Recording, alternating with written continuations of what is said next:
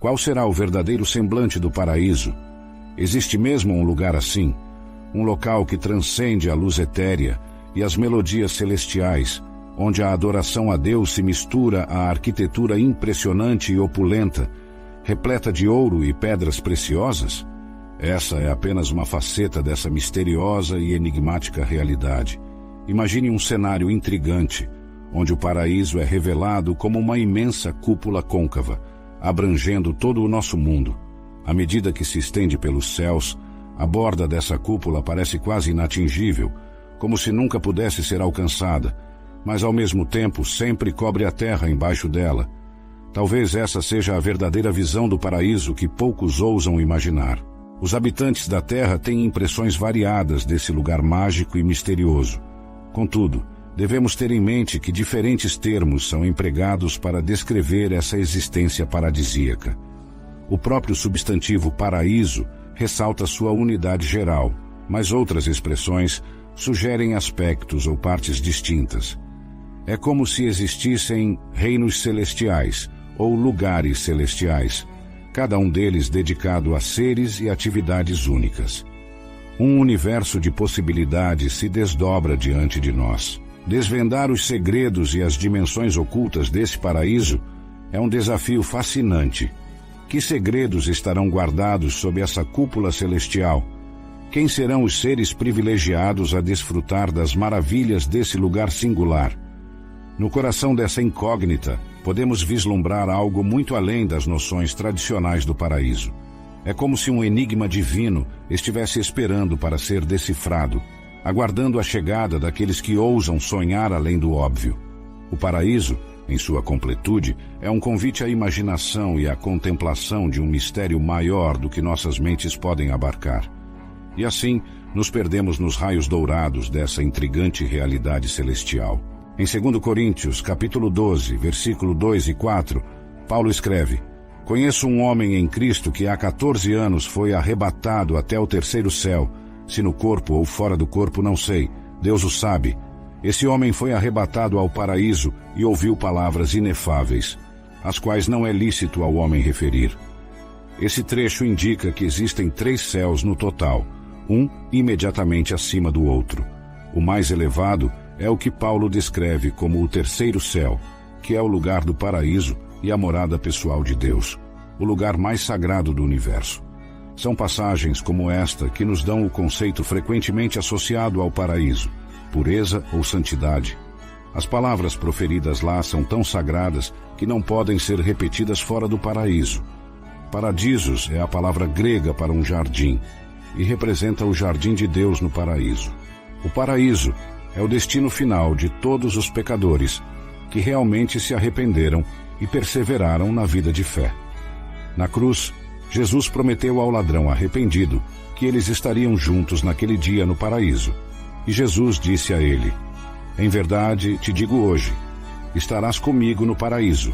Lucas capítulo 23, versículo 43.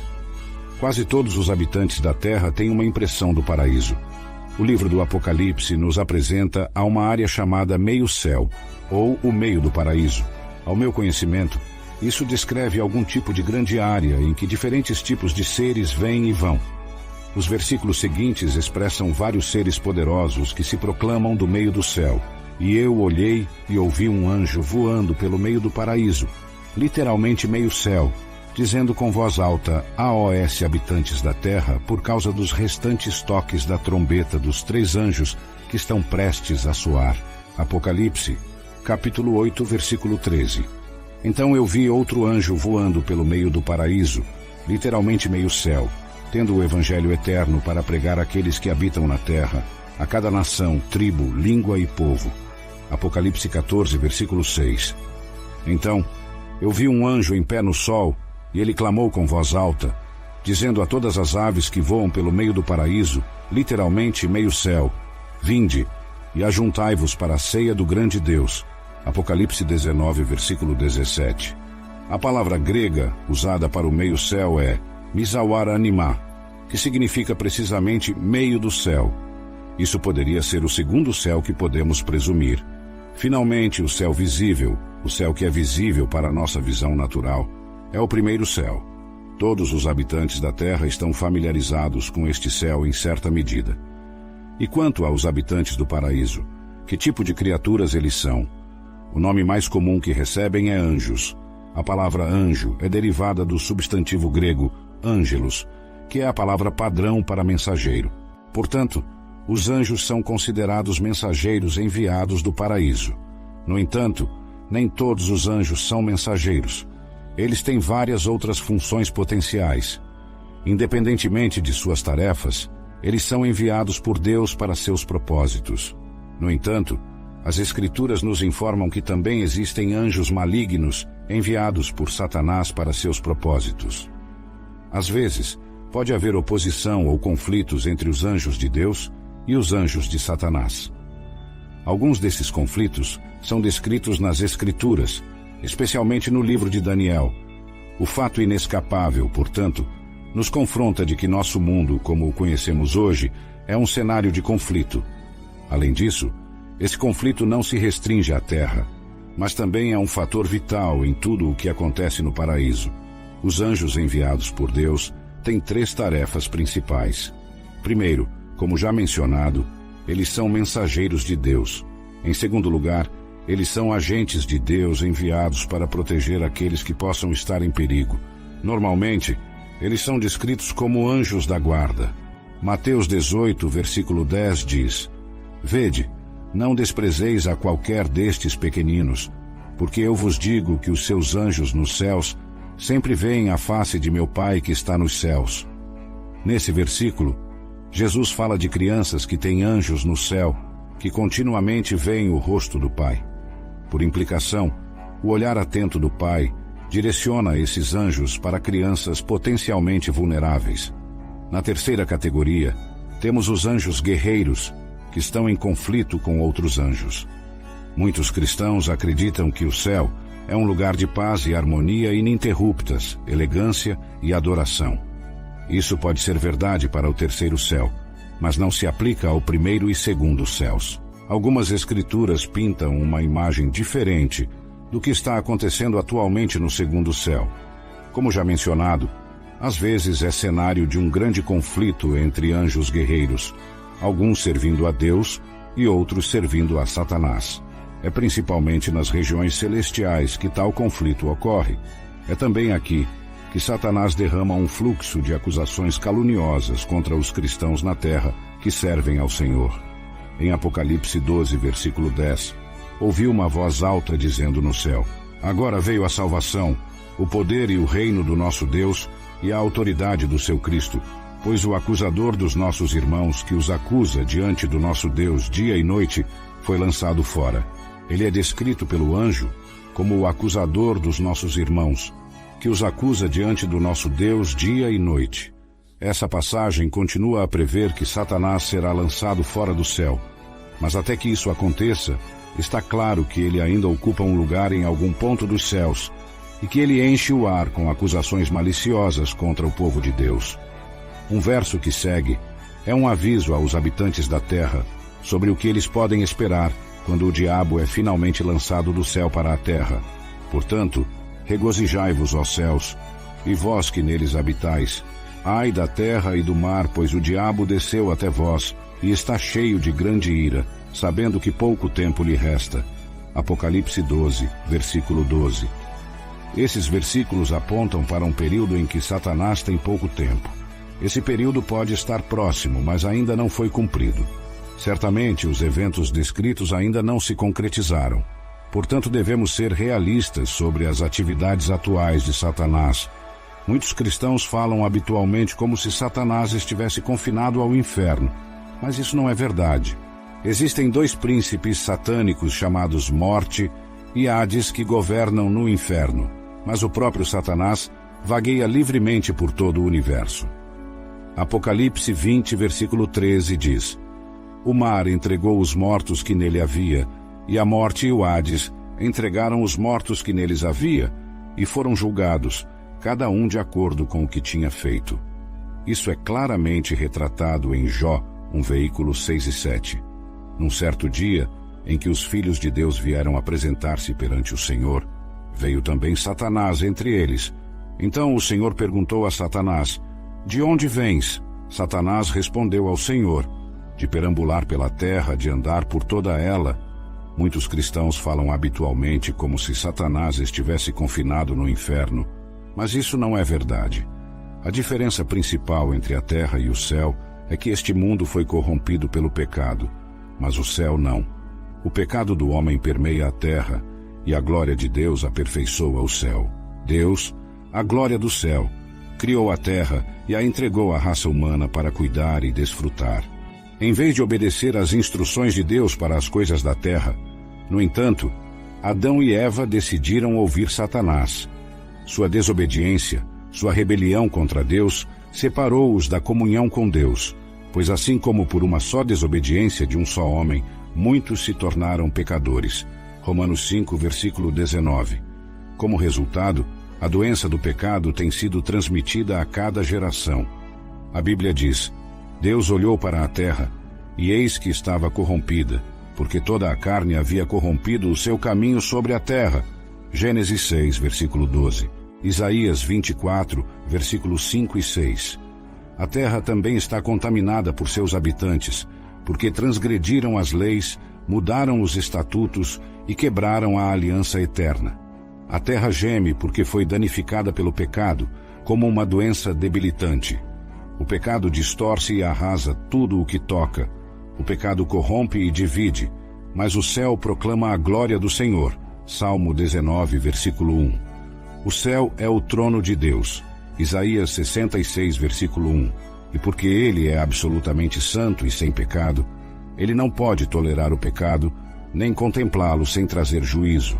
A Bíblia diz sobre Deus: Tu és tão puro de olhos, que não podes ver o mal e a opressão não podes contemplar.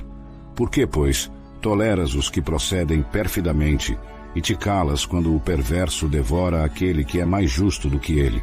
Abacuque capítulo 1, versículo 13.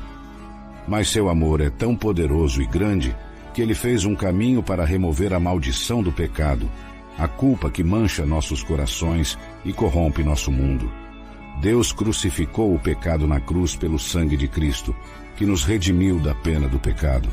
Ele morreu em nosso lugar, levando o julgamento que merecemos, nos apresentando como irrepreensíveis diante de seu Pai no céu. Jesus Cristo é o Salvador do mundo, pois Ele é o único que pode preencher a lacuna entre o céu e a terra. A Bíblia diz: Porque como pela desobediência de um só homem muitos foram feitos pecadores, assim por meio da obediência de um só, muitos serão feitos justos. Romanos 5, versículo 19. É difícil para nós admitir, mas somos pecadores por nascimento, pecadores por escolha e pecadores por prática. A boa notícia é que Deus abriu um caminho para que sejamos salvos por sua graça. Efésios 2, versículo 8 e 9. E esse é o seu glorioso presente para as pessoas em um mundo caído. A diferença entre o céu e a terra é que Jesus Cristo deixou a glória do céu e veio a esta terra infestada de pecado por um motivo: tornar nossa salvação eterna possível, e isso faz toda a diferença para Deus no céu e para nós na terra. Veremos muitas visões gloriosas no céu, mas a mais poderosa de todas será o Salvador do mundo e sua glória. Seus olhos verão o Rei em sua beleza e contemplarão uma terra que se estende longe. Isaías 33, versículo 17. Jesus Cristo nos deu um vislumbre disso quando ele abriu a cortina do céu e disse ao apóstolo João para escrever o que ele viu. Então vi um cordeiro. Ouvi que toda criatura que há no céu e na terra, debaixo da terra e no mar, e tudo o que neles há, estava dizendo: Aquele que está sentado no trono e ao cordeiro, seja o louvor e a honra e a glória e o domínio para todos sempre. Apocalipse 5, versículos 6 e 13. É parte de nossa natureza humana desejar, é natural querermos imaginar e fantasiar sobre o céu, mas Deus tem suas razões para nos dar apenas um vislumbre de sua morada eterna. A linguagem humana é insuficiente para descrever tal majestade. A magnificência das possessões terrenas se ofuscará na luz do céu. João só pôde expressá-la por meio de analogias. Sua resplandecência era como a de uma pedra preciosa muito valiosa, como jaspe transparente como cristal. A grande rua da cidade era de ouro puro, como vidro transparente. Apocalipse 20, versículo 21. E as 12 portas eram 12 pérolas. Cada uma das portas era de uma pérola. A rua da cidade era de ouro puro, como vidro transparente. Aqui na terra, as ruas são cobertas de cascalho e asfalto, e as janelas são feitas de vidro. Mas João escreve sobre as ruas de ouro que são transparentes. Lembre-se de que no céu tudo é feito novo. Apenas vislumbres das coisas por vir nos são dados.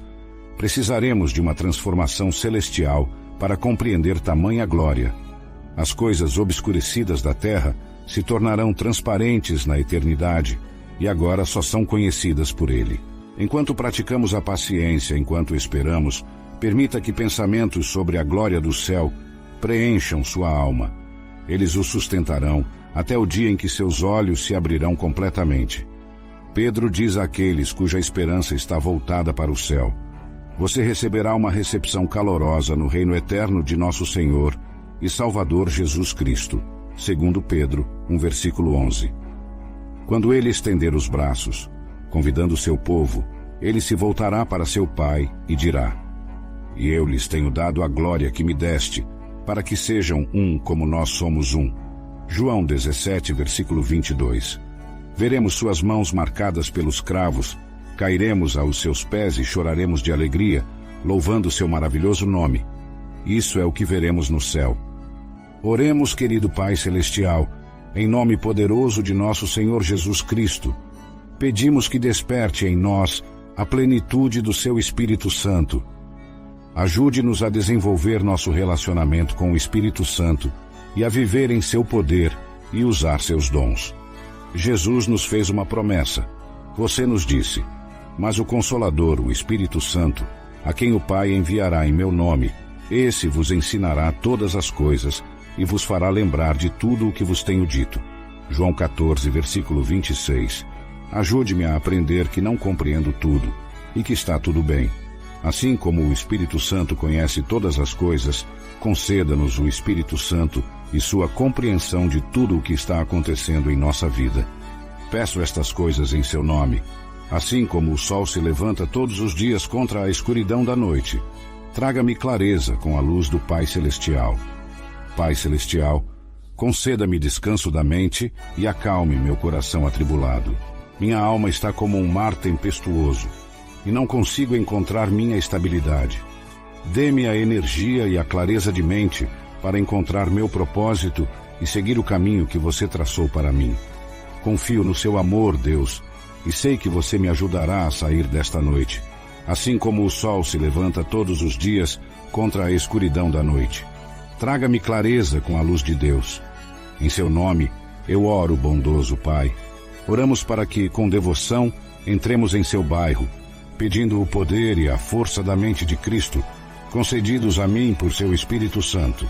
Por favor, dê-nos a energia para superar todos os testes e provocações lançados em meu caminho. Transforme-me, Senhor, em um verdadeiro seguidor de Cristo.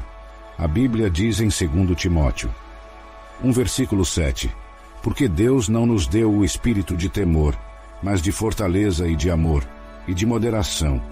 Desenvolva minha mente para ser como a de Cristo. Espírito Santo, habite em minha vida e conceda que eu possa permanecer em você. Deus, Espírito Santo, tenha misericórdia de nós. Fortaleça-me em todas as minhas dificuldades. Dê-me seus dons santos e permita que seus 12 frutos amadureçam em mim. Ó Espírito Santo, você busca a salvação de todos os seres humanos e, para esse propósito, deseja que todos eles conheçam a sua verdade. Apresente-lhes a sua poderosa luz e o seu amor de boa vontade, para que possam glorificar a Deus em unidade de fé, esperança e amor. Envie trabalhadores para a colheita, que sejam verdadeiramente inspirados por você, que é a alma da igreja missionária. Amém, ó Rei da Glória. Envie-nos a promessa do Pai, o Espírito da Verdade, que o Consolador que procede de você nos ilumine e infunda toda a verdade em nós, conforme você prometeu. Amém.